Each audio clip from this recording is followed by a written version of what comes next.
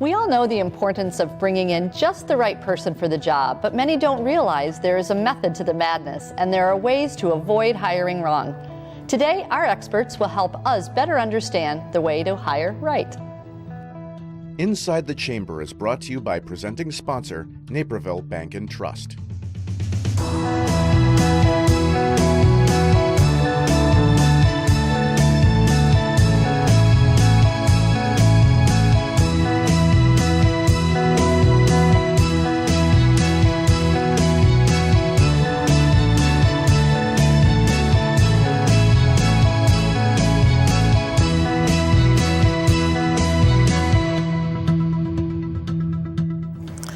Joining us today is Bill Bartlett, founder and president of Corporate Strategies and Solutions, Inc., Sandler Training, Tom Carroll, CEO of TMC Leadership Consulting, and Mary Rose Hennessy, president and founder of Illinois Biz. Welcome.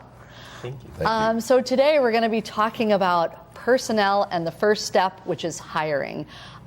We've all had to do it. So my first question is, what do you believe is the most important first step in getting the right person into your company? I would say that for us, it's knowing what is the result that you actually want the position or the outcome that you really want the position to achieve. Because if I know that I need, let's say, sales, or I need stronger service, what are then the outcomes I desire that helps me build the profile of the position, which then helps me interview for the skills that I'm looking for. Do you think that oftentimes people hire for a position versus exactly what you said, the result? It's like more of the job description versus, like you said, the outcome?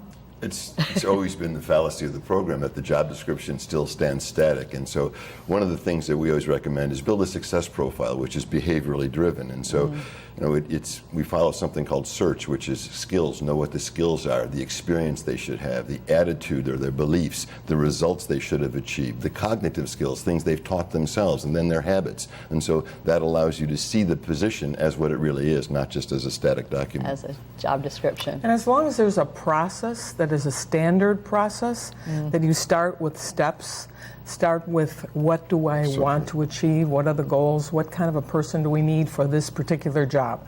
So go through a step-by-step process, and that's, I think, if it's standardized, especially with a checklist of we ask the same questions, we're looking for different types of personalities to fit this job. So I think it's, if you're looking for an innovator or you're looking for a customer service rep, you have a profile. You want to look for people that have those skills. And asking the right questions in the interview is a big part of it. And I think that's why so many people fail, is they have some type of vague image of what they're trying to hire. And then the halo effect happens. They look at someone, there's a halo around them, awesome. and they think, I'm hiring this person. Now, they're not exactly what I need, but we can make it close work. enough. Yeah, exactly. I think the other error in hiring is that whole hire in my likeness. I like you because you're funny and you're great to be with and you're outspoken, you're just like me, which has nothing to do with the outcome of the job.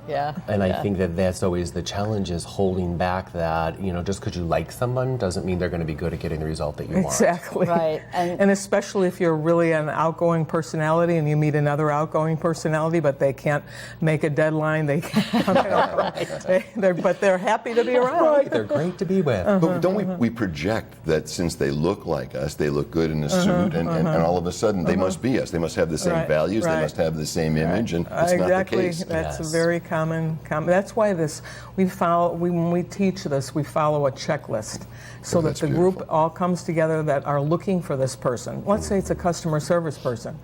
I want this type of personality to fit in our group, but also somebody who really loves people.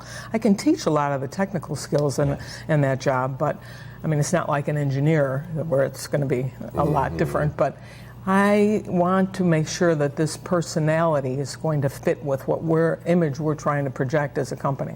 And I actually completely agree with the process, because I think if you have discipline in your hiring, starting with what is it that you really want from the job, and then you go from, okay, now I'm going to source, so I'm going to start looking, well, what's your process for that? And then you've got the whole screening, what's your process for screening through 100 resumes to find the 10 people that you want to actually actually interview, and then there's the discipline of the interview, and do I actually know the questions I'm asking? Am I using behavioral-based interviewing techniques? All of these things that then hopefully will yield the best candidate. And then I actually think part of the hiring process is actually orienting the person to the job. Because I think one of the challenges is now I've hired a great person, they've come day one, I introduce them to their desk, and I think magic is now going to happen. That doesn't happen? No, I think there's a little bit more to it. Yeah, and so I think that is... that whole onboarding process is such a big deal. Yes, and throwing people into these positions without a lot of, especially if you've got a real innovator, someone who you really want to come in from the outside and look for new ideas, give you some new, fresh approach to look at how your business could be improved. And then everybody kind of gloms onto that person. Well, in the first 20 days of a hire, their resume is still on the street, and they're judging the company. And so how many times when there's no onboarding process does someone say, I've made a bad choice, and then the phone rings again, and pretty soon within 20 days, they're gone. Absolutely. Yeah, that's so I was going to say, especially the millennial generation. The millennial generation really wants a sense of attachment in the work environment and a sense of meaning. Yes, meaning, and that there's somebody there that's going to replicate my helicopter that parent. I can grow and become who will coach and mentor and advocate and all of those kind of things.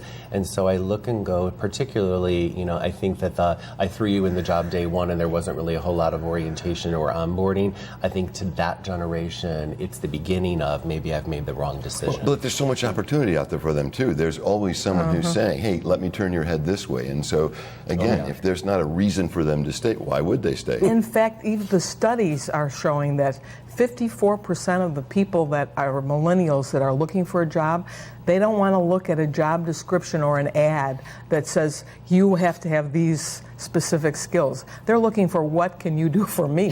How am I going to grow? What kind of an environment is this? Is this going to be a place where I can have fun?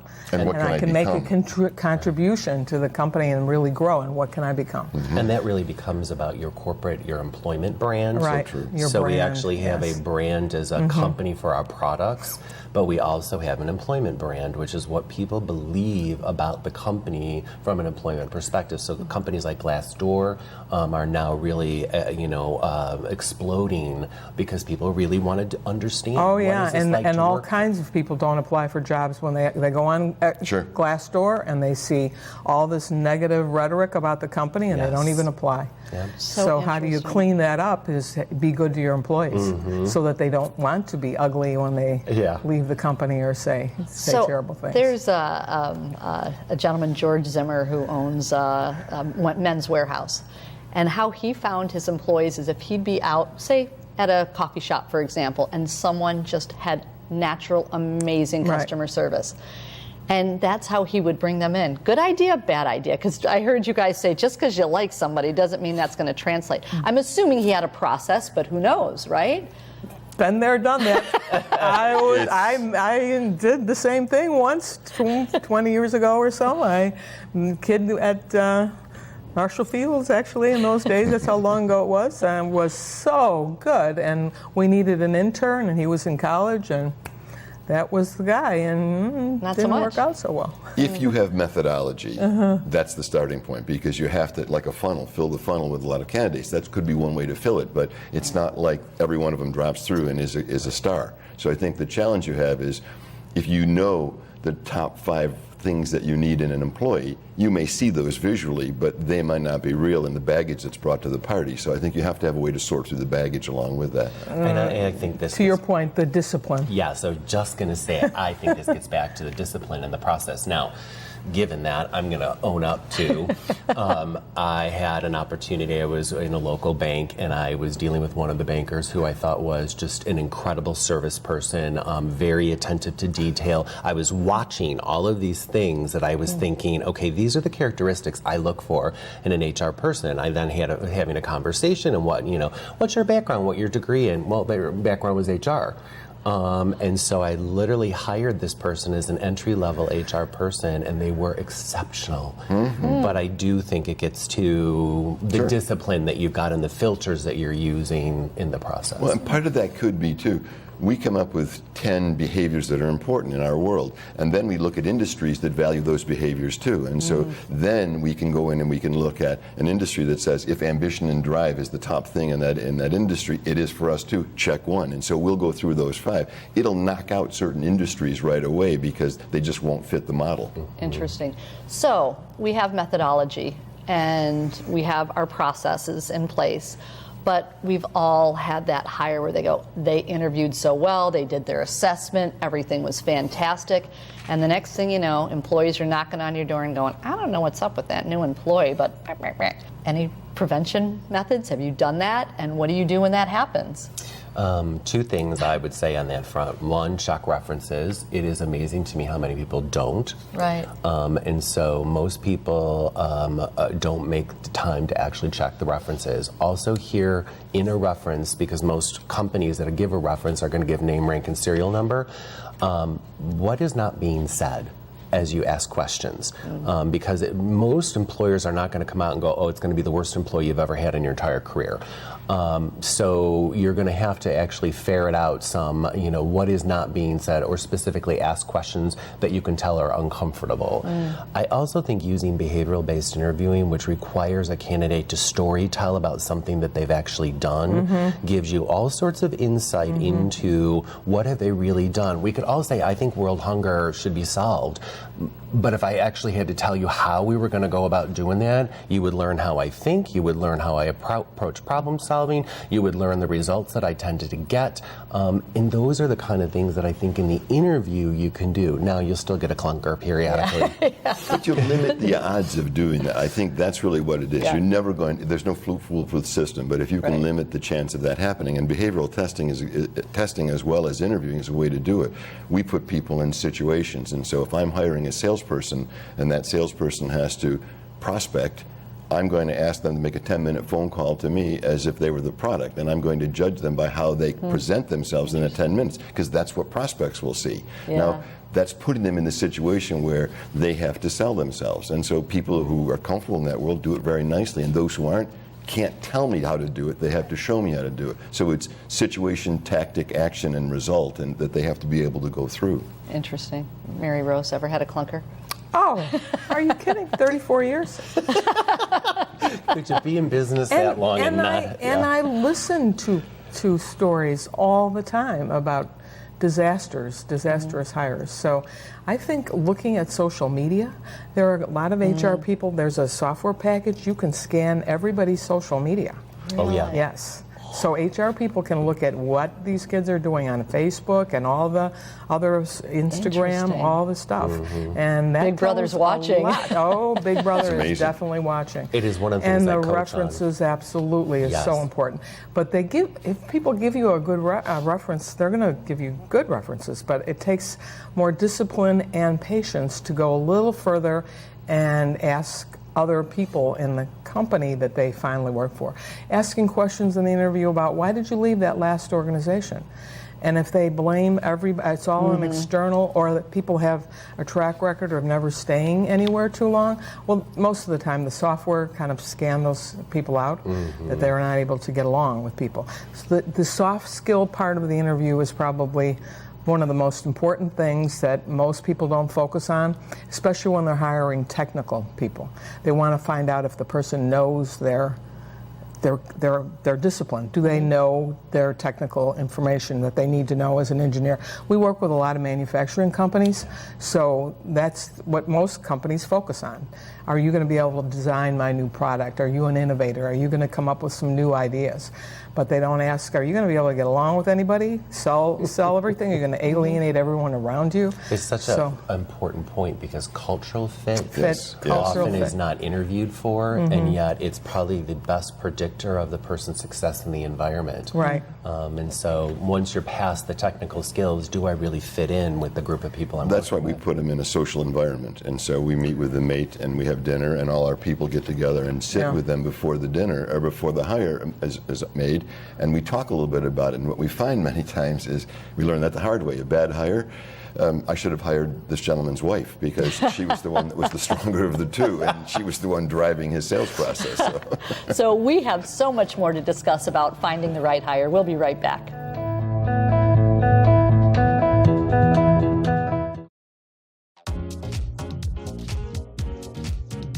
Naperville Bank and Trust has the expertise, knowledge, and experience to help you reach your business goals. We would prefer to work with somebody like Naperville Bank and Trust. They're engaged in the community, they're able to help meet our financial needs, they understand us as a business.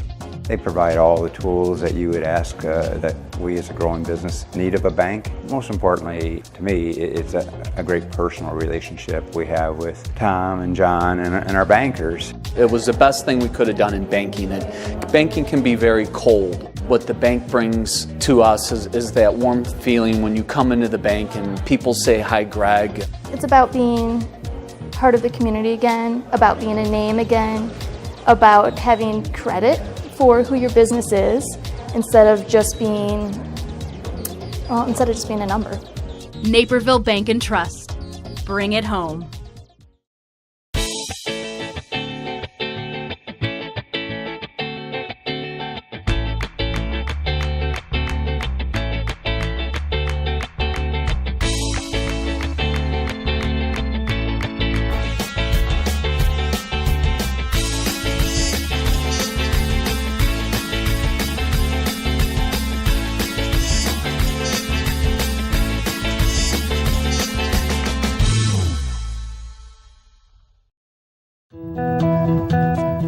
So I'd like to talk about assessments. I am not a good test taker, so the idea of assessments kind of makes me anxious.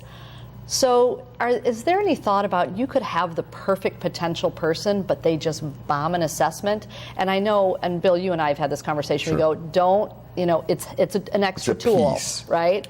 But what are your thoughts about assessments, and are they an important piece of the process?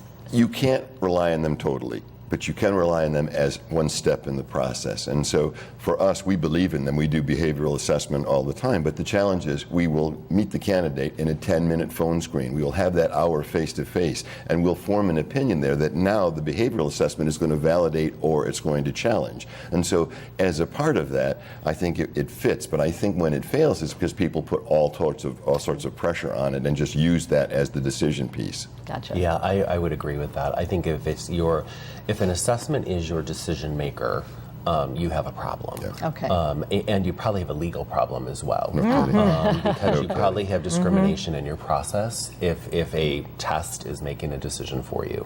Interesting. It's very dangerous. Okay. We followed in, I could tell one case story after another of companies that got major lawsuits because they used unvalidated tests to determine a hire.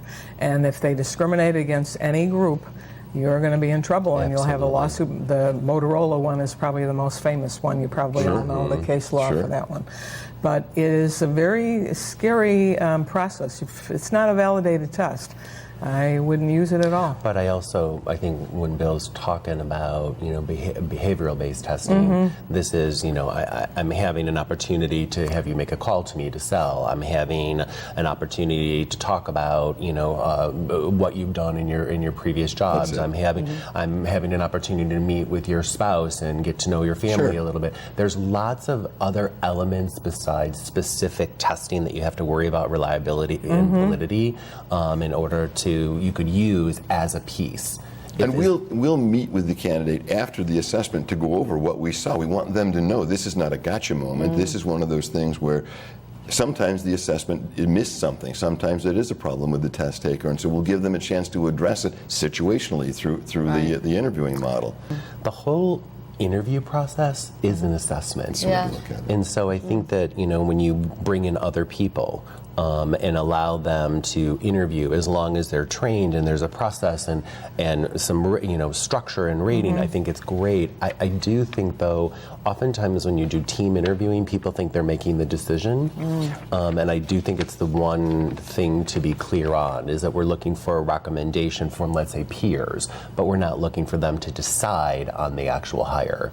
And I think for us was always making that clear with our employee base that we want you engaged and involved, and we want to train train you. We just don't. We're not asking you to make the decision. How many people really have their role explained in the interview process? And so everybody believes that they're going to have the piece of magic that either makes the hire or not make the hire, right? As opposed to, at the end of this, we're going to sit down and share what we thought. And I love your idea of asking the same questions and then comparing answers, because people will answer differently if they're making things up. And there's a rating scale. You have different, here are the behaviors we're looking for. We're going to ask questions. If I need a problem solver, I'm going to ask questions like, how do they make M&Ms? Why do you think you have a manhole? Why are they round instead of square?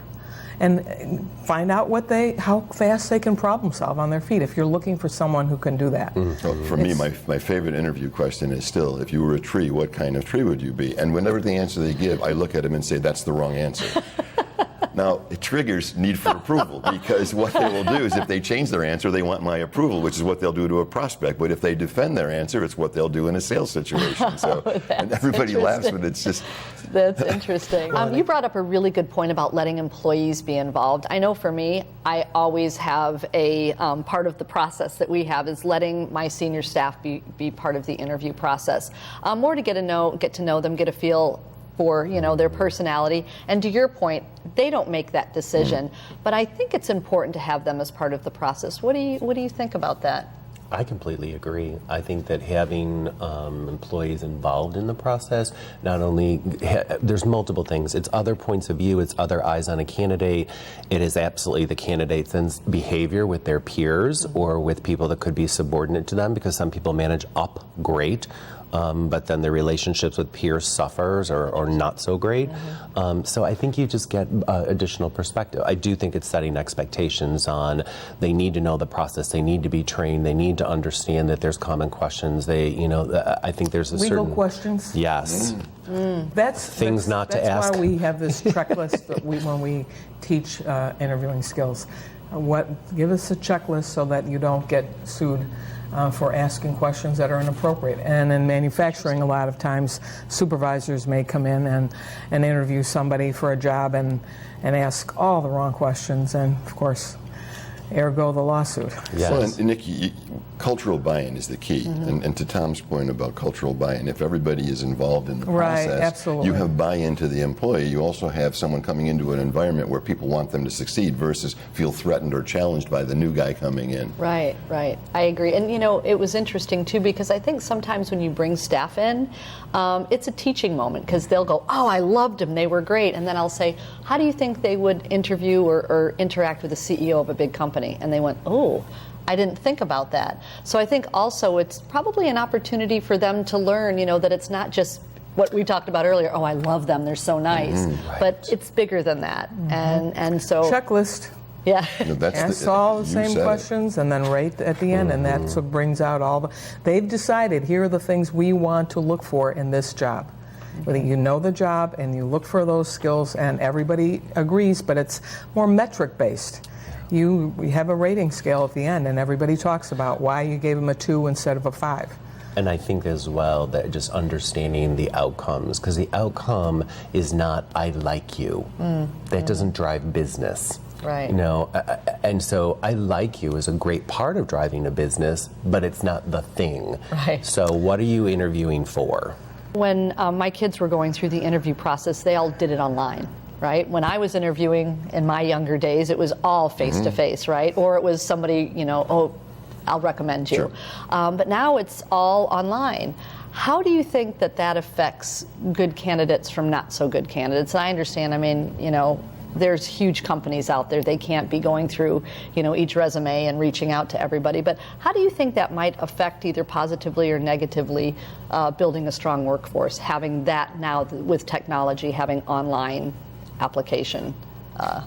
It's a sorting mechanism, that's all in my mind. And when we work with larger companies to help create those, we create it as a sorting mechanism that may take 1,000 candidates and boil it down to 100 right away. And in that 100, at a certain point, we're going to have to inject that face-to-face element, because that's where the hire is going to take place. But it's a great sorting mechanism in that the person who is filling out those 25 questions or whatever has to be strategic, has to see where the questions are going, has to be able to present themselves online in a way that's just not check the box. But still, it can't be any more than sorting in my mind. I think that's I agree 100%. I'm 100% with you. I also would say, while we're in the Internet of Things days, the truth of the matter is that a warm introduction is still more meaningful to me. And so when somebody I know and value and respect introduces somebody to me, how true. I 100% would talk with that person, even if the sorting mechanism might not have. I agree. And I think it's because, for me, the personal relationships that you have with people, you feel almost like the person's been screened in some way already. Absolutely. It's reputation. Yes. Absolutely. And so I just look and go, wow, there's a bazillion, mechanisms of checking and automation, and I coach everybody on, if you're going to apply for 1 million jobs online, that's great. Feel free, get up to bat as much as you can and swing, but if you can find warm introductions, they're going to be more meaningful to the person who is going to then interview you. Well, that's where the top 20%ers are getting their jobs. They're not finding them online through any of the online services. That's who knows who knows who. It's the 6 degrees of separation, and that's how we're finding our talent. Yes. That's so. With just a little bit of time left, I'd like to ask each of you, what would be one thing that you would tell companies that you absolutely must do if you're interested in finding the right hire? Mine would be clear on what you want that position to achieve and verify cultural fit. Okay, outcomes and culture. Okay, Mary Rose? Protect your innovators. Because sometimes you see an innovator, some really out-of-the-box, wonderful person come in that wants change, and the groupthink doesn't like that. Some of our best companies keep their innovators separated because they don't want them to be attacked. Great point. Apple has all their innovators, their skunkworks people are all in a separate location. They don't want them intermingling with any of the people who actually are the people who do the work. Fascinating. Mine would be throw a broader net, cast a broader net, hire outside your industry. Many times we do stereotypical behavior. Bankers hire bankers, and so on down the line. And so what we find is we're missing a cultural impact of someone coming in who doesn't have the baggage of someone who's been in the industry, who brings your innovative thought and other ideas like that. And I think that's the challenge of really cross-pollinating the culture too. Right. That is something that I did do at the Chamber, is that I didn't hire just Chamber people. And I think it makes, because they bring it, to your point, they bring in unique ideas and fresh ideas, which moves you forward. I didn't think of it that way. Yeah. We've been too insulated. Yeah, we've always done it that way. Thank you all so much. We could probably talk for another hour. I so appreciate your time, and we'll be right back.